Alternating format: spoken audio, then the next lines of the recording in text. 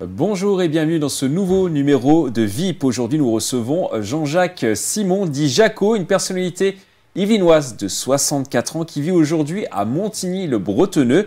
Alors, Jaco, bonjour. Alors, Bonjour. vous êtes séropositif depuis 1985, 2 ans après la découverte du virus du sida. Vous étiez toxicomane à l'époque. Ouais, Racontez-nous.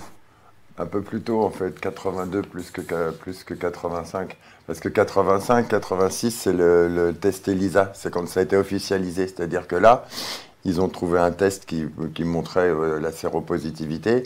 Et du coup, à ce moment-là, j'étais à Fleury-Mérogis, ou je ne sais plus à Bois d'Arcy, et ils nous ont tous, à ce moment-là, tous les toxicomanes, on a été vérifiés pour voir si on était justement... et c'est là que j'ai été certifié. Mais... En 82, il m'avait déjà trouvé à l'hôpital de Fresnes ce qu'ils appelaient à l'époque une hyperplasie lymphoïde bénigne, sans traitement. C'est-à-dire que là, il n'y avait pas grand-chose, c'était pas très dangereux, quoi.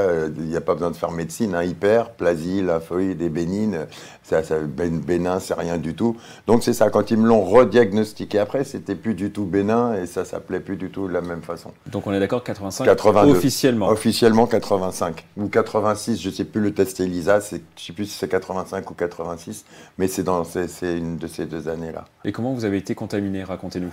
En fait, par un voisin à l'époque, j'habitais à Paris, à la Maude-Piquet-Grenelle, je cachais des matériels pour d'injection dans une cave des locaux communs.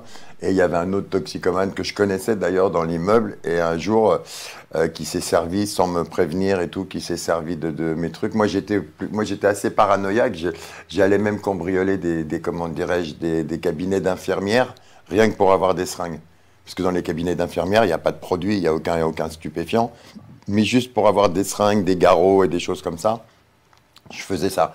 Donc c'est vraiment un accident, je dirais, indépendant de ma volonté sur le coup. Alors en 2014, vous avez sorti un livre intitulé Ma place au soleil. Vous êtes revenu sur votre maladie Ouais. sur 150 pages. Est-ce que c'était important pour vous d'en parler à travers un livre? Bah, c'est-à-dire qu'en fait, en 2004, j'avais fait un premier bouquin et j'avais fait sur le milieu carcéral, vu que j'avais pas mal bourlingué dans ce milieu-là dans les années 80, entre la cam et la prison. Et donc, j'avais fait un livre en 2004 et j'avais trouvé ce format. Comme j'ai un ami, Vincent Ravalec, qui lui est écrivain, mais vraiment écrivain, il m'avait conseillé ce format qui était pas trop mal, le format des nouvelles. Et du coup, j'avais fait ce premier bouquin qui avait été édité, tout ça. J'étais content, j'avais fait des salons du livre, tout ça, c'était super bien passé. Et du coup, à un moment donné, j'ai eu l'envie d'en faire un... Enfin, c'est pas que j'ai eu l'envie d'en faire un autre, c'est une amie qui a vu un manuscrit que j'avais gardé, que j'avais écrit à une époque, j'écrivais vers 2004, j'arrêtais pas d'écrire. Elle a vu ce manuscrit qui n'avait pas été édité et tout, et elle s'est mis dans la tête qu'il fallait le faire éditer et tout ça. Et du coup, elle m'a renvoyé des adresses de maisons d'édition, et la deuxième à laquelle j'ai téléphoné, ils m'ont accepté. Et, enfin, ils m'ont édité. Donc, du coup, j'ai fait ce deuxième. Et si la logique s'applique, ça fait 2004, 2014, et normalement, je dois en faire un l'année prochaine. Vous bossez dessus? Je bosse pas vraiment, on peut pas dire. Enfin, si, enfin, je bosse et je bosse pas, puisque moi, ma façon d'écrire, c'est la même façon dont je parle. Donc, si tu veux, ça peut être raconter ce qu'on a vécu aujourd'hui. Après, tout dépend comment tu le racontes. C'est ça l'idée de l'écrire. Écrire. Enfin, je veux dire, tu peux écrire des trucs, personne, enfin, ça percute personne, et puis tu peux l'écrire la même chose d'une autre façon, alors que les faits sont les mêmes, mais ça va intéresser les gens parce que la façon d'écrire, parce que voilà, et tout ça. Et moi, j'aime bien parce que tous les gens qui ont lu les bouquins m'ont tous dit la même chose. Ils m'ont dit, ça se lit vite, c'est rigolo et on apprend des trucs. Tu vois ? C'était le but? Donc pour moi, c'est nickel. Pour moi, c'est impeccable. Et c'était important de parler aussi de votre maladie au grand public, parce qu'il y a des gens que vous ne connaissez pas qui ont acheté le livre, sûrement. Oui, mais enfin, moi, c'est pas plus important que ça, parce que moi, j'ai jamais, je veux dire, en 93, j'ai rencontré une journaliste à France 2. Elle cherchait des gens pour parler du sida à visage découvert. Et c'est vrai que moi, ça me gênait absolument pas de parler de ça comme ça et tout ça. Et pour l'époque et tout ça, pour elle, c'était exceptionnel, quoi. Personne ne le faisait et tout ça. Et moi, je suis toujours parti dans cette idée que tu as deux possibilités. Soit tu vas jouer la victime, et enfin, c'est pas la victime, mais soit tu vas tout te prendre dans la gueule toutes les réflexions. Moi, je m'en suis pris des réflexions. Hein. Je te serre la main, pourtant, je te fais des trucs. Si je te racontais, toi, assez incroyable. Mais moi, j'ai toujours choisi le truc de me dire, moi, c'est pas, je le mets même presque en avant, mais je vais pas me cacher, toi, parce que il y en a qui ça les dérange. Je m'en fous. La Terre, on est plusieurs milliards sur la planète, donc j'aurai jamais le temps de voir tout le monde. Donc de toute façon, je vais pas m'arrêter à ceux qui m'intéressent pas. Donc je vais, en sortant les choses cash, les masques qui tombent tout de suite. Je l'ai vu, j'étais magasinier à une époque à Montigny dans un truc d'électroménager, d'électroportatif, je veux dire. Et un jour, j'ai annoncé ma séropositivité suite à une prime que j'avais pas touchée parce qu'on m'avait dit que tu manquais d'investissement. Et moi, je me dis, ah, c'est bizarre, je manque d'investissement, alors que quand j'arrive le 1er du mois, je sais pas si je vais toucher ma paye le 30 parce que je serais peut-être déjà mort. Et c'est pas une vue de l'esprit parce que j'ai enterré des potes à moi en une semaine, que j'ai vu le lundi qu'elle allait bien et que j'ai enterré le vendredi. À une époque, ça tombait comme des mouches. Donc, quand ils m'ont pas donné cette prime, pourtant c'était que dalle, hein, c'était à l'époque 300 francs. Mais ils me l'ont pas donné, ça m'a choqué. Je me suis dit, moi, je me lève tous les matins, alors que je pourrais rester chez moi même, hein, dans ma situation. J'aurais même pas besoin de venir taffer. Mais j'ai envie d'y aller. J'ai envie donc, c'est quand même que je suis investi. Eux ne me donnent pas le truc, donc je leur ai dit le truc. J'aurais dit, Et les visages ont changé? Ah, ben là, mais là, c'est incroyable. Et en plus, ce qui est incroyable, c'est que des gens que je prenais vraiment pour des ânes battés sont devenus des gens super intéressants. Alors que d'autres qui étaient mes plus proches dans la société sont devenus des vrais crétins. Ça fait tomber les façades. Ah, mais les façades tombent d'une force, tu peux même pas t'imaginer. Là, c'est incroyable, c'est impitoyable. Alors, dans ce livre, vous parlez notamment du sida comme étant un singe. Pourquoi utiliser ce terme? Mais c'est la référence des toxicos, en fait. Parce que les toxicos, on a toujours cette expression de dire que tu as un singe accroché à toi. C'est la cam, en fait. C'est la cam qui est accrochée à toi. Et c'est ça, c'est un peu ce truc-là. Et moi, j'ai transporté ça sur le, comment dirais-je... c'est moi, ça? C'était à l'époque, oui. Ah ouais, on voit les images d'archives. C'est moi, ça. C'est moi dans mon... Il y a quelques années. À Fontenay-le-Fleury, ouais, je vois très bien. Ouais, c'est ça, ouais. Et il faut pas oublier d'ailleurs Didier, là, le chenu, là, parce que là, on voit le bouquin, le premier bouquin, il y avait des, comment on appelle ça, il y avait des illustrations dessus. C'est un gars qui est pas de Montigny, mais qui est de Saint-Quentin en Yvelines, qui s'appelle le chenu, qui avait fait toutes ces illustrations. Ah ouais, c'est marrant, je me rappelle, j'avais acheté un ordinateur exprès pour... J'avais des potes à moi qui j'avais... Les images datent des années 2000. J'étais intermittent, en fait, et je bossais avec toute l'équipe de Mégaton, les mecs qui ont fait Tekken et tout ça, Tekken 2 et tout ça. Et je bossais avec eux, je suis ami avec eux, et avec Olivier. Et on parlait, il y avait le producteur de La vie rêvée des anges, il y avait le scénariste de Ridicule. Ridicule, c'est quand même pas rien, avec Giraudot et tout, c'est des textes incroyables, ciselés vraiment. Et tous ces mecs-là m'ont dit, vas-y, tu devrais écrire. Parce que je leur raconte, je parle comme je te parle là, et du coup, je leur parlais, je leur racontais des anecdotes de l'époque, au placard, dans la rue et tout ça. Ils me disaient, tu devrais écrire, ça c'est un film, ça c'est un truc, ça tu devrais écrire. Et du coup, c'était à ce moment-là, je me rappelle, il y a eu la canicule. Il me restait 1000 balles à peu près sur un PEL ou je sais pas quoi là. J'ai été acheter un Mac j'ai acheté un Mac, je me suis mis dans ma chambre et tout, et je l'ai sorti d'un seul coup quoi. Et j'ai eu de la chance. Au tout début, j'ai traîné dans ce qu'ils appellent le Triangle d'Or, la 6e arrondissement et tout ça, là où il y a Fayard, là où il y a toutes les grosses boîtes d'édition. Je leur en ai déposé et tout, mais bon, il n'y a pas eu vraiment de retour il n'y a pas vraiment eu de retour là tout de suite. Et après, j'ai un ami qui habitait aussi à Saint-Quentin, qui habitait à Elancourt, à la commanderie. Il était peintre, mais il est chevalier des Arts-et-Lettres. Mais lui, il était à la commanderie des Templiers à Elancourt. Et il m'a dit, bah tiens, moi, il y a une maison d'édition pour laquelle je fais des couvertures. Il me dit, je peux te donner leurs coordonnées, tout ça, éventuellement, tu vois avec eux. Et le truc qui m'intéressait, c'est qu'ils étaient de la Croix de Chavaux à Montreuil. Et moi, la Croix de Chavaux à Montreuil, ça me correspond bien mieux que le 6e arrondissement, Odéon ou tout ce que tu veux. C'est plus mon quartier. Tu me dis 11e arrondissement, 19e, 18e. Je suis chez moi. Tu me dis 7e arrondissement, tout ça, je suis paumé. Tu vois, c'est... Voilà. Et du coup, sachant que c'était là-bas, j'ai dit, tiens, c'est cool, je vais les appeler et tout. Et en fait, 15 jours après, ils m'ont signé. Votre réaction, c'était quoi? Ah, j'étais super content. En plus, ils m'ont donné 2000 balles d'avaloir Tu vois, ça, c'était mortel pour moi. Tu vois, c'était vraiment une espèce de reconnaissance. Et après, c'était une toute petite boîte d'édition. C'était un couple, en fait. Mais l'avantage, c'est que j'ai fait tous les salons du livre avec eux. J'ai fait Colmar, Nancy, Paris, Vous en avez vendu combien au total? 800 à peu près. Mais je les vendais au porte-à-porte quasiment, parce que dans les salons, le vendredi, généralement, c'est scolaire. Les scolaires qui passent. Donc, tu voyais les mecs, les jeunes passer, tout ça, puis tu voyais tous les petits passer, puis il y en avait qui étaient là, ouais, qu'est-ce qu'il y a, vas-y, quoi, c'est quoi ça, ouais, les écrivains, rien à foutre, vas-y, c'est de la merde et tout. Et moi, quand j'en voyais passer comme ça, qui se la racontait, je l'alpaguais, tu vois. Mais de loin, je fais, oh, viens ici. Il me dit quoi? Il me dit, moi, c'est moi, je suis l'écrivain qui écrit pour les mecs en baggy, moi. Toi, tu vois ce que je te. Ou pas, t'as pas compris? Et du coup, ils étaient interpellés, tu vois. Ils venaient voir et tout. Et le plus drôle de ça, c'est que 2 ou 3 fois, ça m'est arrivé, au minimum 2 fois, et je dirais peut-être même un peu plus. Il y a des parents qui sont venus le samedi ou le dimanche en me disant, mon fils veut acheter un livre. Comme si c'était un truc. Vous avez réussi votre objectif. Ouais, c'était pour eux, c'était un truc complètement. Mon fils va acheter un livre, tu vois. Ils étaient choqués, tu vois. Moi, ça me faisait plaisir, j'étais content. Alors, on va parler maintenant du traitement. Ouais, Du coup, vous avez essayé la trithérapie dès 1993. ouais, ouais. Aujourd'hui, vous en êtes où? Bah, en fait, si tu veux, moi, j'ai toujours eu un virus multirésistant, c'est-à-dire que pendant des années et des années, à chaque fois que je prenais un traitement, ça marchait pendant quelques mois, et après, ça s'écroulait, il fallait repasser à un autre traitement. Donc ça a duré, j'en ai fait, je sais pas, j'ai dû en faire 13 ou 14, grosso modo, sur toutes ces années.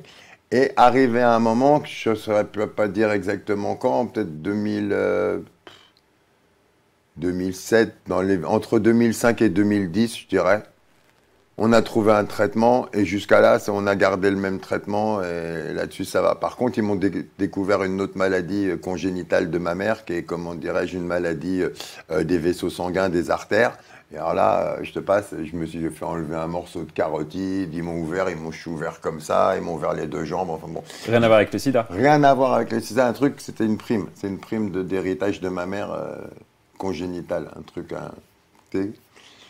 Et du coup, j'ai ces trucs-là maintenant. C'est pour ça que d'ailleurs qu'après-demain, je vais me faire opérer encore d'une jambe. Mais bon, voilà, chacun son karma. Moi, je dis souvent, j'ai tendance à dire aux infirmières, je suis une espèce de terrain d'expérimentation vivant. Faites ce que vous voulez, de toute manière. Moi, depuis le 10 mars 2010, tu vois, qu'est-ce que je dis 2010? Depuis le 10 mars 90, date où j'ai shooté la dernière fois de ma vie, tu vois, et que je suis sorti de prison et que j'ai shooté le jour où je suis sorti, puis après j'ai arrêté. Bah, depuis ce jour-là, moi, c'est du bénéf. Tu vois, enfin, j'attendais pas d'avoir, tu vois, l'an 2000, je l'attendais pas. Il y a plein de trucs, je l'attendais pas. Tu vois, j'étais pas inquiet par le Big Bang ou quoi que ce soit, puisque je m'attendais même pas à le passer. Et justement, vous vous sentez comment, un peu privilégié, je ne sais pas si je peux dire ça, dans votre maladie? Vous avez dit que certains se sont décédés très rapidement. Ouais. Vous êtes encore là? Bah, en fait, si tu veux, oui, parce que le truc, là où je me sens entre guillemets privilégié, mais je sais pas si on peut parler privilégié, si c'est le mot adéquat, mais le truc, c'est que comme moi, quand on m'a appris toutes ces histoires de séropositivité, en fait, j'aurais tendance à dire, j'en avais strictement rien à foutre. Parce que je savais qu'à peine je sortais, j'allais shooter, donc je savais, je connaissais, j'étais pas naïf, je savais où ça me menait. C'était soit à un moment donné, j'allais me prendre une balle parce que j'allais faire un truc un peu crapuleux et que j'allais me faire, voilà. Soit j'allais me faire, j'en sais rien, une overdose, enfin bref. Mais mes possibilités, elles étaient un peu restreintes, toi. J'avais pas beaucoup de toi.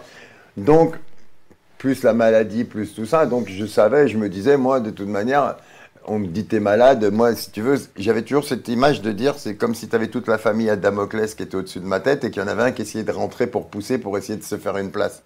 C'est le sida. Mais c'était déjà blindé au-dessus de ma tête. Donc, un peu plus, un peu moins, ça me touchait pas du tout. Mais le truc, c'est que, comme ce sida, je m'en suis servi, entre guillemets, pour avancer, toi, plutôt que de me bloquer dessus et de paranoïer dessus, toi, je m'en suis servi pour avancer.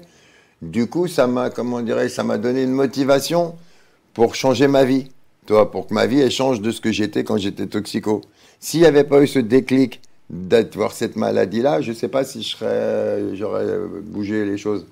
Je serais sûrement resté sur ma lancée et je me serais flingué d'une façon ou d'une autre, quoi, je pense. Parce que je commençais à rentrer quand même dans de la délinquance qui était quand même un peu plus élevée, tu vois. Ça commençait à être un petit peu plus dangereux au quotidien, quoi. On va parler maintenant de la dépénalisation du cannabis. Vous êtes un fervent militant de la dépénalisation, Ouais. notamment au niveau thérapeutique. Ben, c'est-à-dire qu'on s'est rendu compte, par la force des choses, tant qu'on n'étudiait pas la plante, on ne pouvait pas le savoir. À partir du moment où on s'est mis à étudier la plante, on a commencé à avoir des ouvertures par rapport au CBD, par rapport à d'autres composantes de la plante qui font que, je dirais pas, je vais pas aller faire comme ils font sur Facebook, certains qui te mettent cannabis cure cancer, tu vois, le cannabis guérit le cancer, c'est de la pure connerie. Nous, en plus, dans l'association dont je fais partie, on n'arrête pas de recevoir des coups de téléphone de mamans en panique. Mon fils a le cancer, nanana, j'ai lu qu'on pouvait soigner le cancer. Parce que les gens, quand ils sont acculés, qu'ils n'ont plus de solution, ils sont prêts à plein de choses. Le côté, le cannabis, c'est interdit. Si ton fils il a le cancer et qu'on te dit que le cannabis il va guérir le cancer, t'en as plus rien à foutre que le cannabis il soit interdit. Tu vas t'en servir parce que ton fils il est malade. Donc ce truc-là, il y a des gens qui font. Par contre, il y a des gens qui font un peu n'importe quoi. Par contre, dire que le cannabis peut, dans certains cas, adoucir ou permettre, toi par exemple pour l'appétit. Moi, je vais m'en servir par rapport à l'appétit. Moi, je peux ne pas manger. Moi, le ramadan, ça me gêne pas. Mais en plus, je fume plus tellement. Mais je peux faire le ramadan, ça me gêne pas du tout. Je peux rester sans manger pendant longtemps. Mais si je mange pas là, pendant longtemps, au bout d'un moment, ma santé elle va s'en ressentir, toi. Donc il faut que je mange. Et bien ça, le cannabis va m'aider. Toi, ça m'ouvre l'appétit. Ça va m'aider aussi bien bizarrement pour dormir que pour le matin me lever. C'est un peu bizarre, mais c'est voilà. Donc moi, c'est comme ça. Je vais pas chercher plus loin que ça.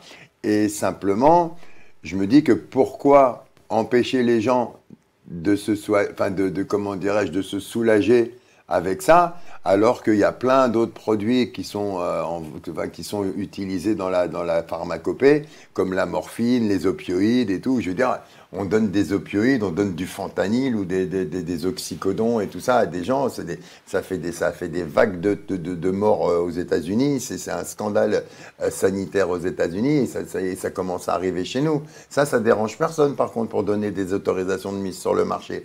Par contre, pour avoir une autorisation de mise sur le marché pour du cannabis, alors là, c'est la croix et la bannière. Désolé, hein, Jaco, Non, vas-y. on est pressé un peu par le temps. On pourrait parler pendant des heures.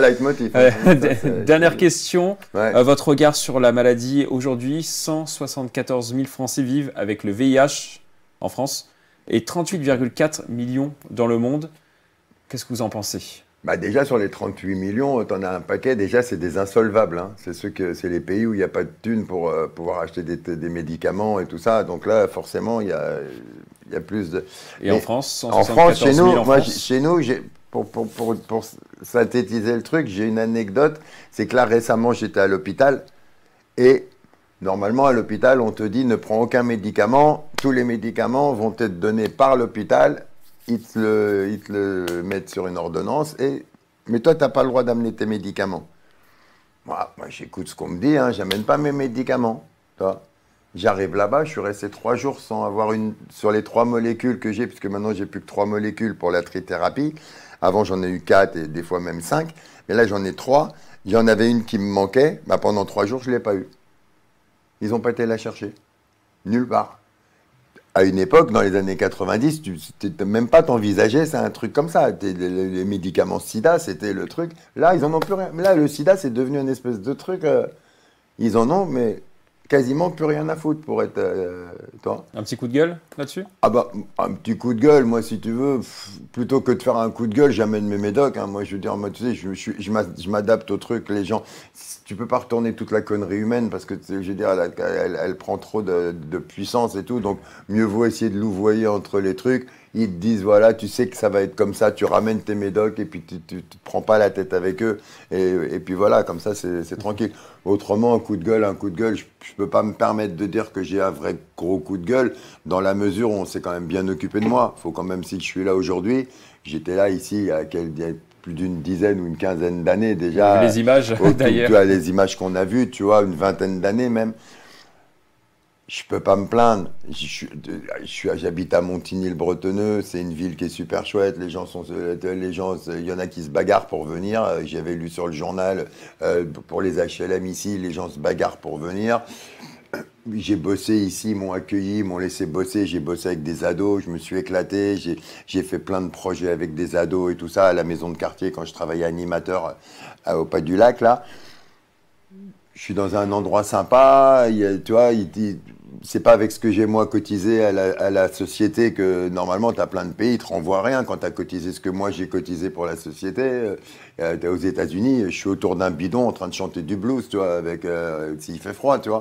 Mais ici, c'est quand même un peu plus cool, quoi. Merci, Jaco. C'est déjà la fin de cette émission. Mais bien sûr, écoute. Merci pour votre témoignage. On aurait pu parler pendant des heures, Bien on l'a sûr, compris, de votre personnalité, de votre histoire. On aurait pu parler de tout ça pendant des heures, mais malheureusement, cette émission-là doit se terminer. Alors, votre livre, Ma place au soleil, publié aux éditions Max Milo. Merci, Jaco. À bientôt pour un VIP.